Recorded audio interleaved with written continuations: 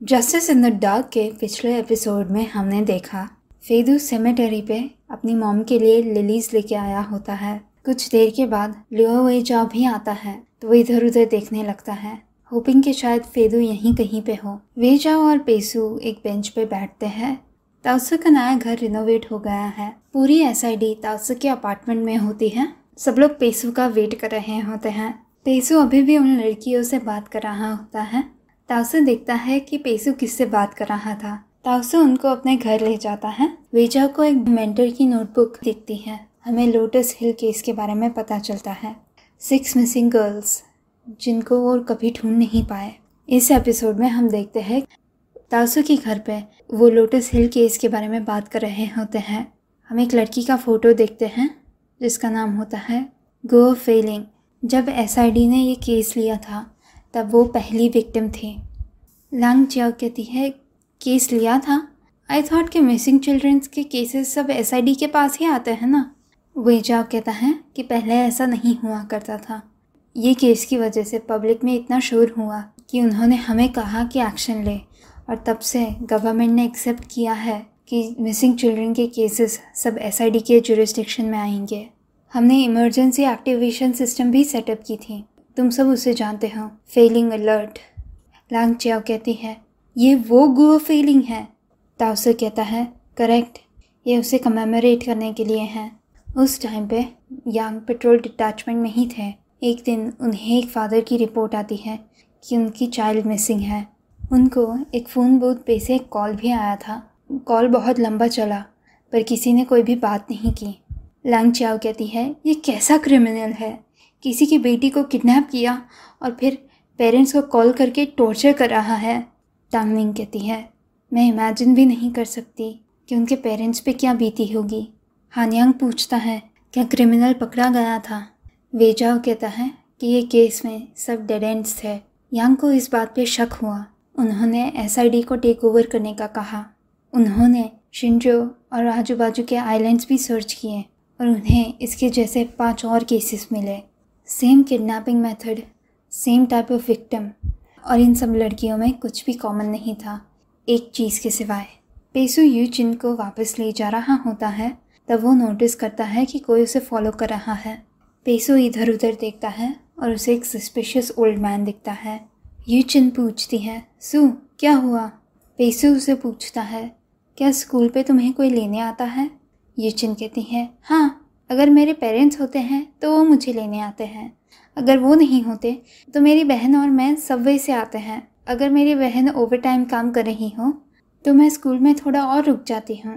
पेसू पूछता है कि क्या उसने किसी सस्पिशियस इंसान को स्कूल के आसपास देखा है या फिर कोई सस्पिशियस ओल्ड मैन देखे हैं। यूचिन कहती है सू ये क्या बात कर रहे हो? पेसू कहता है कुछ नहीं, मैंने सिर्फ एक सस्पिशियस लुकिंग इंसान को देखा। पेसू कहता है चन, अगर तुम बाहर अकेली जाती हो तो अजनबियों से सावधान रहना, समझ गई? यूचिन कहती है मैं एक बच्ची नहीं हूँ, मैं ऑलरेडी 14 हूँ। स्ट्रेंजर से दूर रहो और स्ट्रेंजर्स का दिया हुआ कुछ भी मत खाओ। पेसू कहता है मेरी बात सुनो, लिसन, तुम्हें उनसे भी सावधान रहना चाहिए जो स्ट्रेंजर्स नहीं हैं। किसी की भी कार में अकेले मत जाना और किसी के साथ एक क्वाइट जगह पे अकेले मत रहना। जैसे कि तुम मेरे साथ हो, ये तुम्हारे लिए अनसेफ है। व्हाट इफ़ मैं एक बुरा इंसान हूँ तो? यूचिन डर जाती है। पेसू कहता है मैं बस एक एग्जाम्पल दे रहा था, क्या मैं बुरा इंसान लगता हूँ? यूचिन कहती है सू तुम मुझे डरा रहे हो। जब पेसू और यूचिन वापस आते हैं तब लांग जियाओ वेजाओ को पूछ रही होती है कि आपने कहा कि उनमें कुछ भी कॉमन नहीं था एक्सेप्ट एक चीज़, वो क्या थी? पेसू उन सबका सीरियस फेस देख के पूछता है क्या हुआ? एक सेकंड के लिए वेजाओ की आंखें यूचिन के ड्रेस पे गिरती हैं। ये फेदू नोटिस करता है। फिर वेजाओ कहता है कुछ नहीं और वो डिनर कंटिन्यू करते हैं। बाकी सबके जाने के बाद ताओसू सो गया होता है। वो ऑकवर्डली सो गया होता है तो पेसू उसे जगाने का ट्राई करता है पर ताओसू हिलता भी नहीं, तो पेसू उसे ठीक से पोजीशन करता है। ताओसू के बाजू में युआन की डायरी होती है। उसमें एक न्यूज़पेपर क्लिपिंग होती है जिसमें हेडलाइन होती है कि विक्टिम के फादर ने सस्पेक्ट का खून कर दिया। पेसू डायरी लेके वेजाओ के पास जाता है जो बर्तन साफ कर रहा होता है। वो कहता है, सेमेटेरी पे तुम जिस केस की बात कर रहे थे, क्या ये वही है? विक्टिम के फादर ने वो गुआंगचांग को मार डाला था। वेजाओ उसके हाथ में से डायरी खींचता है। तुम्हें क्या फ़र्क पड़ता है? पेसू कहता है, इसमें लिखा है कि एज ग्रुप के सिवाय उन सब लड़कियों में सिर्फ एक ही चीज़ कॉमन थी कि वो सब ने फ्लोरल प्रिंटेड ड्रेसेस पहनी थी। जब मैं चिन के साथ बाहर गया था, तुम लोग ये केस के बारे में बात कर रहे थे, और जब मैं वापस आया तब लांग चियाओ पूछ रही थी कि उन सब में क्या कॉमन था, और तुमने चिन की ओर देखा। उन लड़कियों की तरह उसने भी एक फ्लोरल ड्रेस पहना था, पर तुमने ये पॉइंट आउट नहीं किया। वेजाओ कहता है, हम बच्चों को अजनबियों से सावधान रहने का कह सकते हैं, पर हम उनमें फ्लोरल ड्रेसेस का खौफ पैदा नहीं कर सकते। ये विक्टिम का फॉल्ट नहीं है कि उसका खून हुआ, नहीं तो पब्लिक को हमारी क्या ज़रूरत पड़ती। पेसू नॉड करता है और कहता है, कैप्टन लियो इज़ राइट। फिर वो धीरे से कहता है, तो वो गेम कौन-सा? वो ताओसो ने नहीं दिया था। हम एक फ्लैशबैक देखते हैं जिसमें वेजो देखता है कि पेसू वापस स्टेशन पे आया है। ताओसो उसे कहता है कि ये चैलेंज करना बहुत मुश्किल है कि उसकी मॉम ने सुसाइड नहीं किया था। वेजाओ कहता है, मुझे और थोड़ा टाइम दो, अगर रिजल्ट्स ऐसे ही रहेंगे तो मैं खुद उसे बता दूंगा। ताओसो कहता है, पर क्या वो ये मानेगा? उसे एक इम्पॉसिबल रिजल्ट के लिए वेट करवाने से अच्छा है हम उसे होप ही ना दें। वेजाओ कहता है, इट्स टू लेट, मैं ऑलरेडी प्रॉमिस कर चुका हूँ। ये सब छोड़ो, अभी हमारी प्रायोरिटी है कि इसे वापस स्कूल भेजें। वो यहाँ हर रोज़ नहीं आ सकता। कल मैंने उसे लेक्चर दिया था, आज तुम्हारी बारी। ताओसो कहता है, मैं? ठीक है, मैं बात करता हूँ उससे। वो जा रहा होता है तब वेजाओ उसे रोकता है। वो उसे एक गेम कंसोल देता है और कहता है, इसको विंटेज गेम्स पसंद है ना? मेरे फ्रेंड ने मुझे मैंने अपने फ्रेंड को कहा था कि ये ब्लैक मार्केट में से खरीद ले, उसे दे देना, और हाँ, उसे बताना मत कि मैंने दिया है। प्रेजेंट में पेसू अपने लिए एक कॉफ़ी बना के लाता है। वेजाओ कहता है, तो अब तुम्हें पता चल गया है कि जिसको इतने सालों तक तुम गाली दे रहे थे वो एक अच्छा इंसान है, तो तुम्हें बिल्कुल भी कंफर्टेबल नहीं लग रहा। पेसू कुछ कहे बिना और कॉफ़ी लेने जाता है। वेजाओ उसका हाथ पकड़ लेता है। तुमने कुछ ज़्यादा नहीं खाया और अल्कोहल भी ड्रिंक किया है, तो ये मत पियो। पेसू अपना हाथ कॉफ़ी पॉट पे से ले लेता है। मेरी चिंता करने के लिए थैंक यू मिस्टर। तुमने मुझे अपने मेंटोर की नोटबुक पढ़ने नहीं दी क्योंकि तुम नहीं चाहते थे कि मुझे पता चले कि आगे क्या होता है। तुम वरीड हो कि मैं फन लिंग के फादर के बारे में पढ़ूंगा, कैसे उसने अपनी खुद की इन्वेस्टिगेशन स्टार्ट की और कहा कि उसे सस्पेक्ट मिल गया है और फिर एक लंबी ब्लेड से उसे मार दिया। डोंट वरी, ये केस मुझ पे अप्लाई नहीं होता। मैं किसी को भी स्टैब नहीं करूँगा। मेरे हिसाब से किलर्स को हायर करना ये ज़्यादा अच्छा है। मेरे जैसे एपैथ को जो अपने फादर को मारने के लिए किलर्स हायर कर सकता है, उसके लिए ये एक ब्लेसिंग है कि अब तक मैं ये सब नाटक कर पाया हूँ। I have to thank you कि तुमने मेरा इतने सालों तक ध्यान रखा। वेजाओ डिसअपॉइंटमेंट में अपनी आइज़ रोल करता है। पेसू एकदम से दुखी लगता है और कहता है, मैं जा रहा हूँ, ताओसो को बता देना। पेसू खड़ा होता है और वेजाओ उसका हाथ ट्विस्ट करके उसे वापस बिठाता है। पेसू कहता है, कैप्टन लियो, तुम एक केवमैन से सिविलाइज्ड ह्यूमन तक इवॉल्व नहीं हुए हो। वेजाओ पेसू के नेक पे 2 फिंगर्स रखता है और उसका पल्स मेजर करता है। वो कहता है, तुम्हारी हार्ट बीट बहुत फास्ट है, अच्छा नहीं लग रहा ना? आई थिंक मैंने कहीं पे पढ़ा था कि अल्कोहल और कॉफ़ी को साथ में नहीं लेते। पेसू अपने आप को छुड़ाता है। वेजाओ उसके सामने टेबल पे बैठता है और कहता है, टू बी फ्रैंक, मैंने उसके बारे में इतना नहीं सोचा। ऐसा लगता है कि मैं तुम्हें अच्छे से ट्रीट करूं या नहीं, मैं ही गलत हूँ। पेसू, अगर 1 सेकंड के लिए मुझे गुस्सा करवाना बंद कर दे तो मैं। पेसू उसे इंटरप्ट करता है, तो क्या? वेजाओ कहता है, मैं तुम्हारे लिए कार बुला देता हूँ। वेजाओ कार बुलाने जाता है और पेसू उसकी ओर देख रहा होता है। देर रात को ताओसो जागता है।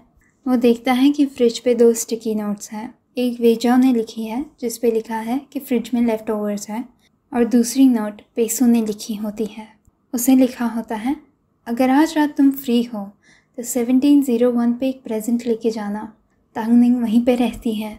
उसे और चेन को थैंक यू कहना तुम्हारे घर को विज़िट करने के लिए। मोर इम्पोर्टेंटली तांगिंग को कहना कि आज जब मैं चेन के साथ था तो वहाँ पे कोई था, मोस्ट लाइकली एक ओल्ड मैन जो चेन को स्टॉक कर रहा था। उनके पेरेंट्स को कहना कि अलर्ट रहें और अपनी डॉटर को सेफ रखें। ताउसे तभी जाके तांगनिंग को इन्फॉर्म करता है। वेजाओ अपनी ऑफिस पे होता है, वो रेडियो सुन रहा होता है। रेडियो पे वो बात कर रहे होते हैं कि अभी जेनेटिक टेस्टिंग की एक्यूरेसी 99% और अबव है। वो लोग एसआईडी के साथ काम कर रहे हैं जेनेटिक टेस्ट करवाने के लिए। सो फार ऑलमोस्ट कुछ भी गलत नहीं हुआ। इंटरव्यूअर पूछता है ऑलमोस्ट, वो कहता है जो रिमेनिंग 1% है वो लोग जीनियसेस होंगे। दूसरा पर्सन कहता है तो आपको लगता है कि genetic abnormality definite cause of crime नहीं है। पर्सन ए कहता है कॉजेज़ ऑफ क्राइम बहुत कॉम्प्लिकेटेड होते हैं। एनवायरनमेंट, फैमिली, एजुकेशन, ये सब कुछ इंसान के माइंड और बिहेवियर को इन्फ्लुएंस करता है। हम एक छोटा सा फ्लैशबैक देखते हैं उस दिन का जिस दिन वेजाओ का मेंटर यिंग का खून हुआ था। लास्ट में उन्होंने 88.6 FM को 12:05 AM के टाइम पे सुनने को कहा था। प्रेजेंट में वेजाओ अभी वही सुन रहा होता है, classics appreciation by silent reading broadcasted by janitor. और यहाँ पे जस्टिस इन द डार्क के 6th एपिसोड का सेकेंड पार्ट ख़त्म होता है। Like I know because of censorship, the show is trying to underplay the gayness. पर अगर आपने C-dramas देखे हो, so like ये जो structure follow कर रहे हैं, like episode 6 पे, they're definitely at the same level जो एक hit C-drama में होगा। Like yes, episode 6 पे ऐसा एक intimate scene आएगा जैसे कि वो umbrella वाला scene था। और उसके बाद जो पेसो स्माइल करता है, they are so cute together। और लाइक डकलिंग्स को भी लगता है कि ये लोग साथ में क्यूट है। डकलिंग्स यानी कि इलांग चियाओ, हानियांग और वो भी अपने आप में गॉसिप कर रहे हैं और इन दोनों को शिप कर रहे हैं। Like Taoso is also on board. Speaking of Taoso, ये दोनों ताउसो को हेल्प करने का ट्राई कर रहे हैं जब इन दोनों ने अपने आप को फिगर आउट नहीं किया है। लाइक ताउसो ये सब खुद ही फिगर आउट कर लेता है बहुत अच्छे से। ये दोनों पागल है जो एक दूसरे को बार बार ऐसे गुस्सा करवाना पड़ता है इन दोनों को। जैसे कि वो कॉफ़ी वाले सीन में वेजाओ उसका ध्यान रख रहा है, उसे कह रहा है कॉफ़ी मत पियो, तुमने अल्कोहल भी पिया था, कॉफ़ी मत पियो, अपनी हेल्थ का ध्यान रखो। एंड पेसो इज़ लाइक मैं एक एपैथ हूँ, मैं कभी भी किलर्स को हायर कर सकता हूँ, मैं ऐसा कर सकता हूँ, मैं वैसा कर सकता हूँ। And I am like chill dude, वो तुम्हारा ध्यान रख रहा है, like take a breath. But I do thoroughly enjoy इन दोनों की जो डायनामिक है, एक कॉम्पिटिशन एस्क, चैलेंज एस्क, एक दूसरे को गुस्सा करवाने की।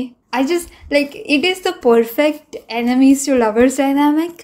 और I am the biggest enemies to lovers fan, even though ये दोनों एनिमीज टू लवर्स नहीं है।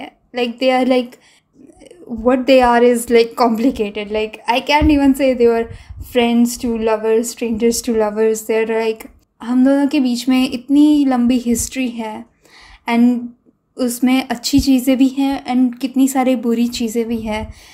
और वो एक दूसरे को इतने अच्छे से जानते हैं, they can figure out कि दूसरा वाला क्या सोच रहा है। All of that two lovers dynamic है इनकी। And I have to say, yeah, like अब तक every episode has been a master class in pacing. Like उन्होंने धीरे धीरे धीरे सब कुछ रैम्प अप किया टू द पॉइंट कि जो जू होंगचुआन का इंटरोगेशन एपिसोड था, यानी कि last episode, it was so tense उन दोनों के बीच में। और इतना सब टेंशन देने के बाद, इतना सब स्ट्रेस देने के बाद, they release that stress with a light hearted episode. And इस एपिसोड में उन्होंने नेक्स्ट पार्ट का सेटअप भी किया है, because girls are about to start disappearing again. And ये वाला जो पार्ट है, it is so twisted. Like मैं ये शो के बारे में बार बार कहने ही वाली हूँ कि it is so twisted, but it really is so twisted.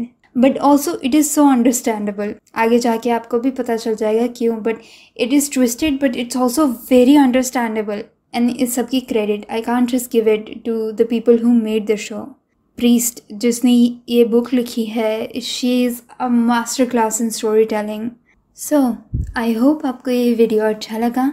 ये वीडियो को लाइक कीजिए, शेयर कीजिए और मेरी चैनल को सब्सक्राइब कीजिए। मैं आपको अगले वीडियो में मिलूँगी।